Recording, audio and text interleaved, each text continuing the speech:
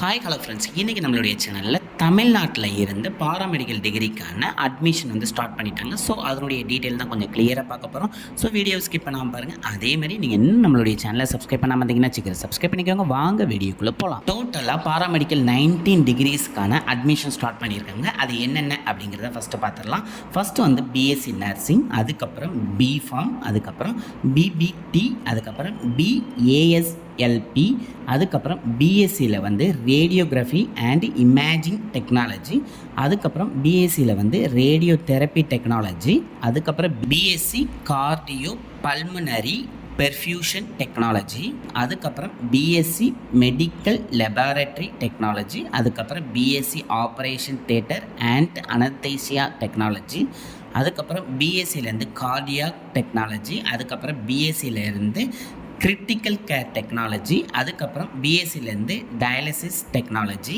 அதுக்கப்புறம் பிஎஸ்சிலேருந்து physician assistant, அதுக்கப்புறம் பிஎஸ்சிலேருந்து assistant and emergency care technology, அதுக்கப்புறம் பிஎஸ்சி கோர்ஸான ரெஸ்பிரேட்டரி தெரப்பி, அதுக்கப்புறம் பிஓபி டாம், அதுக்கப்புறம் பிஓடி, அதுக்கப்புறம் பிஎஸ்சிலேருந்து நியூரோ எலக்ட்ரோ சைக்காலஜி, அதுக்கப்புறம் பிஎஸ்சியில் இருந்து கிளினிக்கல் நியூட்ரிஷன். டோட்டலாக ஒரு 19 டிகிரிக்கான அட்மிஷன் இந்த 2024க்கு ஸ்டார்ட் பண்ணிட்டாங்க. ஸோ அதனுடைய இம்பார்ட்டன்ட் டேட்ஸ் என்னென்ன அப்படிங்கிறத கொஞ்சம் கிளியராக பார்த்துடலாம். இதனுடைய நோட்டிஃபிகேஷன் அவங்க பப்ளிஷ் பண்ணது அப்படின்னு பார்த்தீங்கன்னா 23rd மேயே வந்து பப்ளிஷ் பண்ணிட்டாங்க. ஸோ அன்னையில் இருந்து, அதாவது 23rd மே 12 PM மதியத்தில் இருந்தே உங்களுடைய அட்மிஷனுக்கான ப்ராசஸ் ஸ்டார்ட் ஆயிடுச்சு.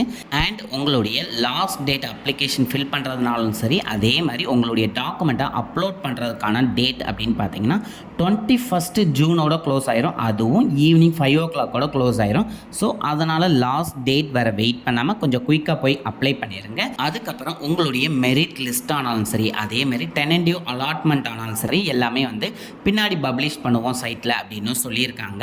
அது மட்டும் இல்லாமல் உங்களுடைய அட்மிஷனுக்கான லாஸ்ட் டேட் வந்து உங்களுக்கு ஒரு அலாட்மெண்ட் ஷீட் வரும்ல, அதுலேயே இருக்கும். ஸோ அந்த டேட்டில் நீங்கள் போய் குயிக்காக போய் அப்ளை பண்ணணும் அப்படின்னு சொல்லிட்டாங்க. அது மட்டும் இல்லாமல் உங்களுக்கு ஏதாவது டவுட்ஸு ஃபில் பண்ணுறதுல ஏதாவது இஷ்யூஸ் ஏதாவது இருந்துச்சு அப்படின்னா அதுக்கான ஹெல்ப்லைன் நம்பர்ஸும் கொடுத்துருக்காங்க. ஸோ அதை கேர்ஃபுல்லாக பார்த்து யூஸ் பண்ணிக்கோங்க. அண்ட் நீங்கள் எந்த சைட்டில் போய் அப்ளை பண்ணணும் அப்படின்னு பார்த்தீங்கன்னா www.tnmedicalselection.net அப்படிங்கிற சைட்டில் போய் தான் நீங்கள் அப்ளை பண்ணணும். அதுக்கப்புறம் இந்த டிகிரியில் நீங்கள் அப்ளை பண்ணதுக்கான எலிஜிபிலிட்டி அப்படின்னு பார்த்தீங்கன்னா கண்டிப்பாக நீங்கள் இந்தியன் சிட்டிசனாக இருக்கணும். அது மட்டும் இல்லாமல் உங்களுடைய நேட்டிவ் தமிழ்நாடாக கண்டிப்பாக இருந்தால் மட்டும்தான் உங்களால் அப்ளை பண்ண முடியும். அதை கொஞ்சம் கிளியராக பார்த்துக்கோங்க. அதுக்கப்புறம் இந்த கோர்ஸுக்கான ஏஜ் லிமிட் என்ன இருக்கும் அப்படிங்கிறத பார்த்துடலாம். ஃபஸ்ட்டு பிஎஸ்சி நர்சிங்கை தவிர்த்துட்டு மற்ற எல்லா கோர்ஸுக்கும் உங்களுடைய ஏஜ் லிமிட் அப்படின்னு பார்த்தீங்கன்னா 17 இயர்ஸ் கண்டிப்பாக கம்ப்ளீட் ஆகியிருந்தால் மட்டும்தான் நீங்கள் அப்ளை பண்ண முடியும்.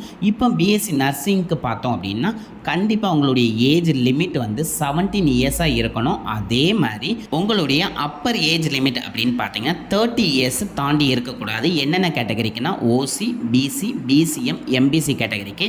அதுவே நீங்கள் எஸ்சி, எஸ்டிஏ, எஸ்சிஏ கேட்டகரியாக இருந்தீங்க அப்படின்னா உங்களுடைய மேக்ஸிமம் ஏஜ் அப்படின்னு பார்த்தீங்கன்னா 35 இயர்ஸ் அப்படின்னு சொல்லியிருக்காங்க. ஸோ இந்த ஏஜ் லிமிட்டை ப்ராப்பராக பார்த்துட்டு அதுக்கப்புறம் அப்ளை பண்ணுங்கள். அதுக்கப்புறம் இந்த கோர்ஸுக்கான எஜுகேஷன் குவாலிஃபிகேஷன் என்ன இருக்கணும் அப்படின்னு பார்த்துடலாம். ஃபஸ்ட்டு வந்து பிஃபார்ம், பிஏஎஸ்எல்பி, அதுக்கப்புறம் பி ஆப்டிம். இதுக்கு முதல்ல நீங்கள் வந்து இங்கிலீஷை ஒரு சப்ஜெக்டாக உங்களுடைய ஹையர் ஸ்டடீஸில் இருந்திருக்கணும். அது மட்டும் இல்லாமல் ஃபிசிக்ஸ், கெமிஸ்ட்ரி, பயாலஜி மேண்டேட்ரியாக இருந்தால் நீங்கள் அப்ளை பண்ணலாம். அப்படி இல்லைங்க பட்சத்தில் physics, chemistry, botany and zoology course இருந்தாலும் நீங்கள் அப்ளை பண்ணலாம். அப்படி இல்லைங்க பட்சத்தில் ஃபிசிக்ஸ், கெமிஸ்ட்ரி, மேத்தமெட்டிக்ஸ் டிகிரி இருந்தாலும் நீங்கள் இந்த கோர்ஸுக்கு அப்ளை பண்ணுறோம். அதுக்கப்புறம் நம்ம இப்போ சொன்ன 3 கோர்ஸை தவிர்த்துட்டு மற்ற எல்லா கோர்ஸுக்கான எஜுகேஷன் குவாலிஃபிகேஷன் அப்படின்னு பார்த்தீங்கன்னா இங்கிலீஷ் ஒரு மேண்டிடேட்டரி சப்ஜெக்டாக இருக்கணும். அது போக நீங்கள் ஃபிசிக்ஸ், கெமிஸ்ட்ரி, பயாலஜி கோர்ஸ் முடிச்சிருந்தாலும் அப்ளை பண்ணலாம். அப்படி இல்லை அப்படின்னா physics, chemistry, botany zoology course உங்களுடைய சப்ஜெக்ட்ஸில் இருந்தாலும் நீங்கள் அப்ளை பண்ணலாம். அதுக்கப்புறம் இந்த கோர்ஸ் அப்ளை பண்ணியிருக்கனா உங்களுடைய மினிமம் எலிஜிபிலிட்டி மார்க்ஸ் என்ன அப்படிங்கிறத பார்த்துடலாம். இப்போ கொடுத்துருக்க எல்லா கோர்ஸுக்குமே நீங்கள் கண்டிப்பாக 12th மேண்டேட்டரியாக முடிச்சிருக்கணும். அது மட்டும் இல்லாமல் அவங்க அவங்க மேலே கொடுத்துருக்க சப்ஜெக்ட்ஸில் எத்தனை பெர்சன்டேஜ் ஆஃப் மார்க்ஸ் இருக்கணும் அப்படிங்கிறத பார்த்துடலாம். ஃபஸ்ட்டு பிஃபார்ம் அண்ட் பிஏஎஸ்எல்பி கோர்ஸ்க்கு வந்து ஓசி, பிசி, பிசிஎம், எம்பிசி கேட்டகரியாக இருக்கீங்க அப்படின்னா அவங்க கேட்டிருக்க சப்ஜெக்ட்ஸில் 40% ஆஃப் மார்க்ஸ் கண்டிப்பாக வச்சுருக்கணும். அதுக்கப்புறம் எஸ்சி, எஸ்சிஏ, எஸ்டி கேட்டகரியாக இருந்தீங்கன்னா நீங்கள் குவாலிஃபை ஆனால் போதும் அப்படின்னு சொல்லியிருக்காங்க. நெக்ஸ்ட்டு பிஎஸ்சி நர்சிங் அப்படின்னு பார்த்தீங்கன்னா ஓசி கேட்டகரியில் வரீங்க அப்படின்னா கண்டிப்பாக அவங்க கேட்டிருக்க சப்ஜெக்ட்ஸில் 45% ஆஃப் மார்க் கண்டிப்பாக எடுக்கணும். அதுவே நீங்கள் BC, BCM, MBC, SC, SCA, ST கேட்டகரியில் வரீங்க அப்படின்னா கண்டிப்பாக 40% ஆஃப் மார்க் வச்சுருக்கணும். அதேமாதிரி 12th கண்டிப்பாக குவாலிஃபை ஆகிருக்கணும் அப்படின்னு சொல்லியிருக்காங்க. இதை தவிர்த்துட்டு மற்ற எல்லா கோர்சஸுக்குமே வந்து நீங்கள் 12th குவாலிஃபை ஆனால் போதும், எல்லா கேட்டகரிக்கும் தான். அதுக்கப்புறம் நம்ம ஏற்கனவே மேலே சொன்ன மாதிரி www.tnmedicalselection.net வெப்சைட்டை தான் நீங்கள் அப்ளை பண்ணணும். அதே மாதிரி அப்ளிகேஷன் ஃபீஸ் அப்படின்னு பார்த்தீங்கன்னா 500 rupees அவங்க சார்ஜ் பண்ணுறாங்க. அண்ட் இந்த அட்மிஷன் செலெக்ஷன் ரிசர்வேஷன் எப்படி இருக்கும் அப்படின்னு பார்த்தீங்கன்னா ஓசி கம்யூனிட்டிக்கு 31%, அதுவே பிசி கம்யூனிட்டிக்கு 30%, எம்பிசி கம்யூனிட்டிக்கு வந்து 20%, எஸ்சி கம்யூனிட்டிக்கு 18%, அதே மாதிரி எஸ்டி கேட்டகரிக்கு 1% வீதமாக இருக்கும் அப்படின்னு சொல்லியிருக்காங்க. இது ஃபுல் அண்ட் ஃபுல் வந்து government seeds and self financing காலேஜில் இருக்கக்கூடிய கவர்மெண்ட் சீட்ஸுக்கான அட்மிஷன் தான். அதுக்கப்புறம் இதனுடைய டியூஷன் ஃபீஸஸ் என்னென்ன வரும் அப்படிங்கிறத பார்த்துடலாம். நீங்கள் இப்போ கவர்மெண்ட் காலேஜஸில் உங்களுக்கு சீட்டு கிடச்சிச்சு அப்படின்னு நீங்கள் பார்த்தீங்கன்னா உங்களுடைய டியூஷன் ஃபீஸ் அப்படின்னு பார்த்தீங்கன்னா 3000 தான். இது மேலே நான் சொன்ன 19 கோர்சஸ்க்கும் உண்டு. அதை தவிர்த்துட்டு நீங்கள் இப்போ செல்ஃப் ஃபைனான்சிங் காலேஜில் கவர்மெண்ட் கோட்டாவில் போய் சேர்றீங்க அப்படின்னு பார்த்தீங்கன்னா பிஃபார்ம் கோர்ஸுக்கு அப்படின்னு பார்த்தீங்கன்னா 43,000, அதே மாதிரி பிஎஸ்சி நர்சிங் கோர்ஸுக்கு பார்த்தீங்கன்னா 45,000, அதுவே பிபிடிக்கு வந்து 33,000, பிஓடி கோர்ஸுக்கு வந்து 33,000 சொல்லியிருக்காங்க. இது எல்லாமே வந்து இயர்லி ஃபீஸ் தான்.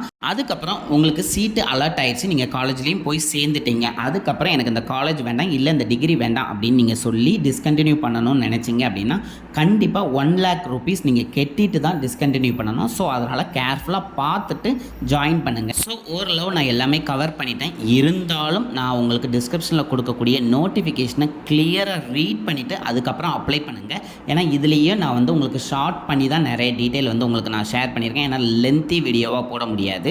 ஸோ அதனால் எது தேவையோ அதை மட்டும்தான் நான் உங்களுக்கு வந்து கொண்டு வந்திருக்கேன். ஸோ நோட்டிஃபிகேஷனை கிளியராக ரீட் பண்ணிவிட்டு அதுக்கப்புறம் அப்ளை பண்ணுங்கள். அப்ளை பண்ணுறதுல உங்களுக்கு ஏதாவது உங்களுக்கு டவுட் இருந்துச்சுன்னா கண்டிப்பாக கமெண்ட் பண்ணுங்கள், நான் ரிப்ளை பண்ணுறேன். அண்ட் இந்த வீடியோவை நிறைய பேருக்கு ஷேர் பண்ணுங்கள், அப்ளை பண்ணுறவங்களுக்கு யூஸ்ஃபுல்லாக இருக்கும். அது மட்டும் இல்லாமல் நான் கொடுத்த இன்ஃபர்மேஷன் உங்களுக்கு பிடிச்சிருச்சுன்னா கண்டிப்பாக லைக் பண்ணுங்கள். அண்ட் நீங்களும் சப்ஸ்கிரைப் பண்ணுங்கள், உங்களுடைய ஃப்ரெண்ட்ஸையும் சப்ஸ்கிரைப் பண்ண சொல்லுங்கள். Thank you friends.